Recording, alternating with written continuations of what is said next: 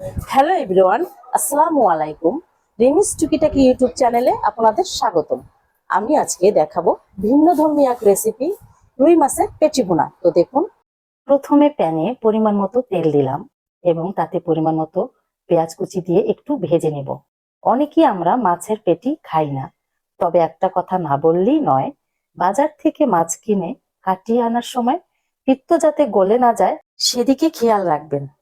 পিত্ত গলে গেলে রান্না তেতো লাগবে। এখন আমার পেঁয়াজ ভাজা হয়ে গেছে,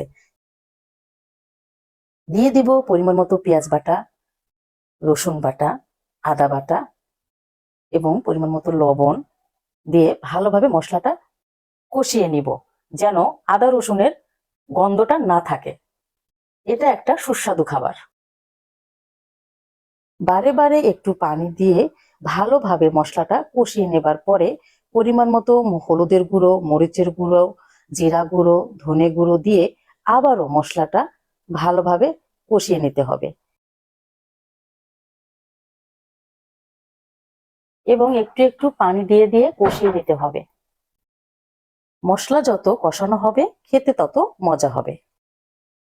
ভালোভাবে কষানো হলে তাতে ছোট করে কেটে রাখা একটা আলু দিয়ে আবারও কষিয়ে নিয়ে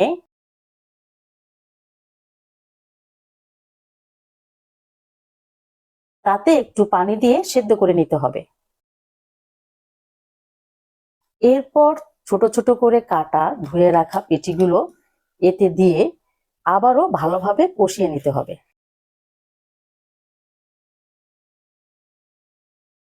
একটা কথা বলি, পেটিগুলো কুসুম গরম পানি ও লবণ দিয়ে ভালোভাবে ধুয়ে নিতে হবে, এতে করে কোনো গন্ধ থাকবে না। যখন তেল ভেসে আসবে তখন একটা টমেটো কিউব করে কেটে দিয়ে দেই। এবার 4-5 মিনিট ঢাকনা দিয়ে ঢেকে রান্না করে নিব। এ সময় চুলার আঁচ লোতে থাকবে। এই তো দেখেন, তেল উপরে ভেসে আসছে। রান্নাটা অলমোস্ট হয়ে গেছে। আমার রান্নাটা কমপ্লিট। দেখেই বোঝা যায় কতটা মজাদার ও সুস্বাদু হয়েছে। আর এই রেসিপি যদি ভালো লাগে তাহলে লাইক, কমেন্ট, শেয়ার করতে ভুলবেন না। আর এরকম আরো ভালো ভালো রান্নার ভিডিও পেতে চ্যানেলটিকে সাবস্ক্রাইব করে দিবেন।